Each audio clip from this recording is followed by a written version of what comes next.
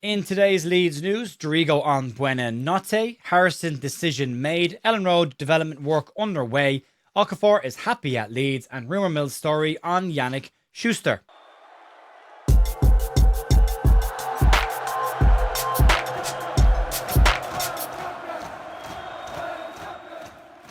Morning everyone, how are we all doing? I hope you're all having a really good week so far. Jer here at the Leeds View with your news for Friday the 8th of May. There's a bit of stuff to get stuck into today. We didn't get the podcast out last night, as I thought might happen. There will be a preview podcast out tonight. Keep an eye out for that. Might have something over the weekend as well, as we head into what's going to be a very big weekend for Leeds United, and we're expecting to be confirmed as Premier League team again next season come Monday evening, fingers crossed, before Monday evening even happens. So yeah, a bit of stuff to get stuck into. We'll have a watch along over on bigup.com. Predictions will be open for that in the next couple of hours. I will make sure that that's posted in the comments tab over on the channel, as well as on social media, if you want to get involved in our predictions game. Also, if you want a sport channel, we are partnered with OK Jersey, 8% off World Cup shirts for a World Cup summer. Use the code TView in your basket. Order a size up if you are going to order a shirt. Right, let's start off with Facundo Buonanotte today. Facundo Buonanotte's move to Leeds United hasn't been a success, and it's probably an understatement to even label it as that. But as Leeds' only signing in the January transfer window, Daniel Farke did describe it as a low-risk signing, and if it worked out, great, and if it didn't work out, not that big a deal. We had players in those positions, and it was a loan, so all good. But you could argue that Leeds have maybe gotten away with it the last two January transfer windows by not adding players in certain positions where we've been tight. If Leeds had worse injuries to DCL, Lucas Mecha, Noah Okafor, Brendan Aronson, Anton Stack are out for longer periods of time, Leeds might have been a bit tight in those positions. That hasn't happened, and it's an argument. You could say they got away with it. You could say they planned really, really well for it. But on paper, when Buonanotte came in, it did seem like a pretty sensible signing. It was one Leeds had looked at in the summer. Decent player, despite the fact that he appears to now have made a very poor decision in making that initial loan move to Chelsea. Lack of minutes, lack of form. And that's all played out on the pitch in the second half of the season since he's joined Leeds United. He's had a handful of appearances. He's looked really off the pace. Hasn't exactly looked like he was in the best shape of his career. And we haven't seen him since the FA Cup game against Birmingham City. Now, former Leeds United left-back Tony Dorigo was speaking to goal, and Buonanotte came up during that conversation. And speaking about Buonanotte, Tony Dorigo had the following to say. Buonanotte came in, and I was the same, and yeah, great, let's have a look, because we haven't got that type of player, that link player, that number 10 that can get forward and score a few and have a bit of extra quality. He had a couple of opportunities, didn't do very well, had a cup game away at Birmingham, really struggled and came off. And you've got to say that the other players in his positions or in and around him were playing better. Simple as that.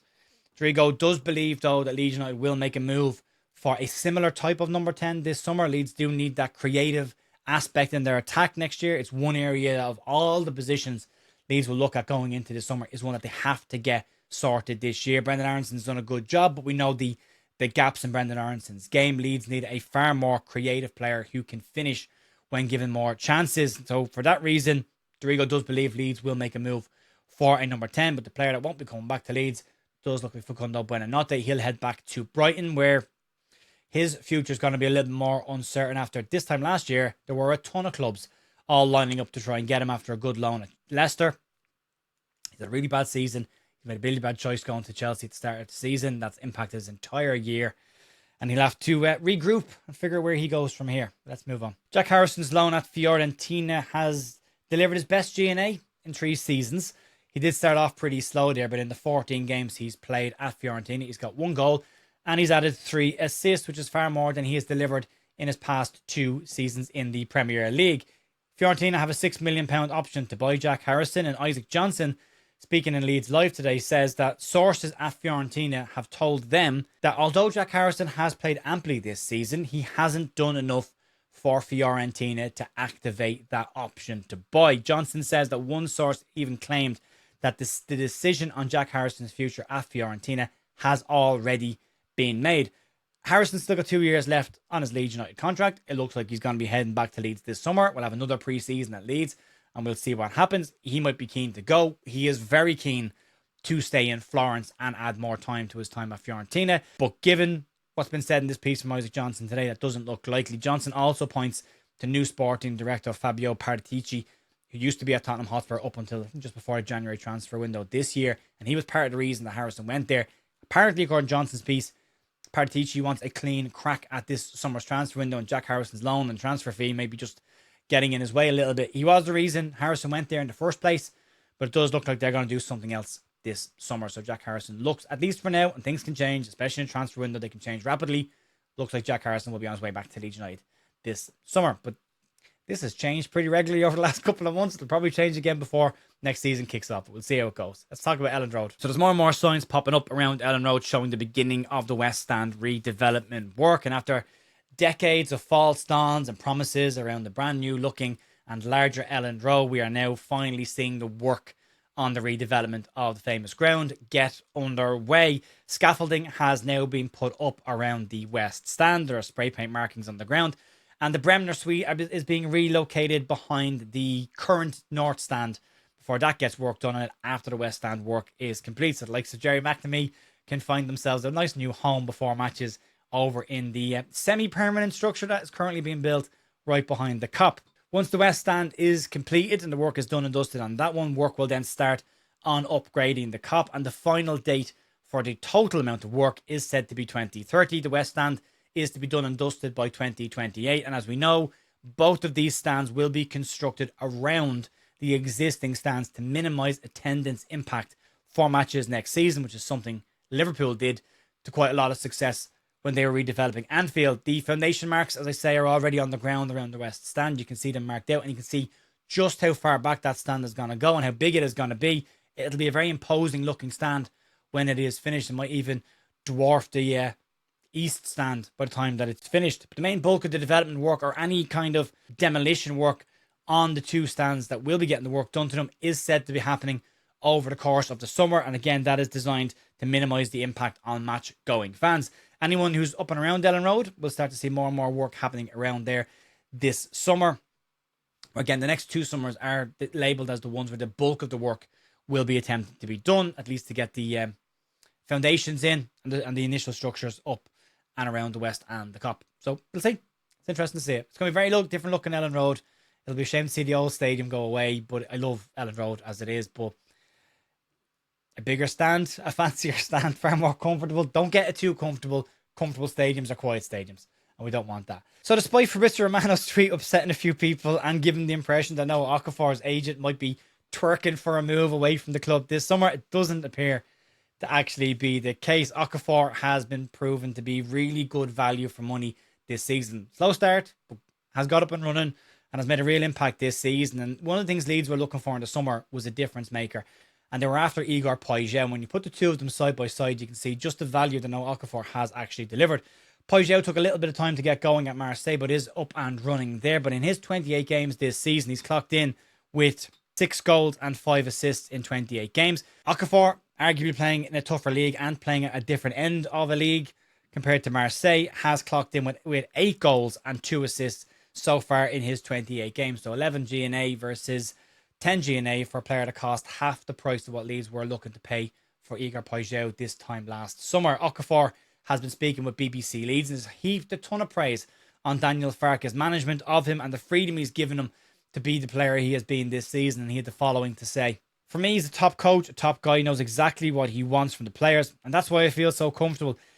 He gave me a little bit of freedom up front, so to move a little bit more how I feel, and I think he knows this, and I always try and give everything for him, for the team, and for the fans. I think everything about the coach. He's just a really good coach." Okafor also singled out the freedom aspect of that and the fact that Farke has given a lot more trust in him and a lot more freedom than other coaches that he's managed to have in the past have been willing to give him. But on his sentiments towards Leeds and his potential future at the club, he had the following to say: "You could see when I enter the pitch that I try and give everything to help the team. I was so happy that I can help the team also with some goals and offensive play. And I think it's a nice thing to score and to win. So yeah, it's been a good combination. I just enjoy it. To do what I love the most, and it's football, and to try to see how I improve. It's a really nice feeling. I don't compare it to any of my other teams that I played for. I'm here. I'm really happy here. I feel comfortable here." Happiness and comfortability at a club is something most footballers would love to have at every single club that they're at. He's got that right now. And when you tie that in with the fact that he's got 3 years left on his contract, playing for a club that historically now under the 49ers enterprises don't sell players that try and force moves away. And from a financial position, Leeds are not in a position where they need to sell players this summer. It seems very unlikely that Okafor will be going anywhere this summer and will still be a Leeds United player come the start of next season. Now, crazy things can happen. Somebody could put a huge chunk of money on the table for Leeds. Every player has their price, but at this moment in time, it seems the player is very happy at the club. And the comments from Fabrizio Romano may appear now to be far more aimed towards gaining more fan sentiment towards putting pressure on the Swiss national side to make sure he's included in their World Cup squad. We will see. Let's move into the rumour mill territory and take this one with a healthy chunk of salt. As we've already seen, this summer city season is officially open and underway. And the latest rumour comes out around Jannick Schuster. According to Fraser Fletcher, he believes that Leeds United, Brentford and Brighton all have varying different levels of interest in RB Salzburg centre-half Jannick Schuster. Schuster's just 19 years of age, and Fletcher claims that sources have confirmed to him that Brighton have already opened initial talks with Salzburg about a potential move. That is rumoured to have a 20 million euro price tag, so about 17.5 million pounds. He's 6'2" in height. He's Austrian. He's played 19 times this season. He has scored, and this is very much his breakout season in senior football.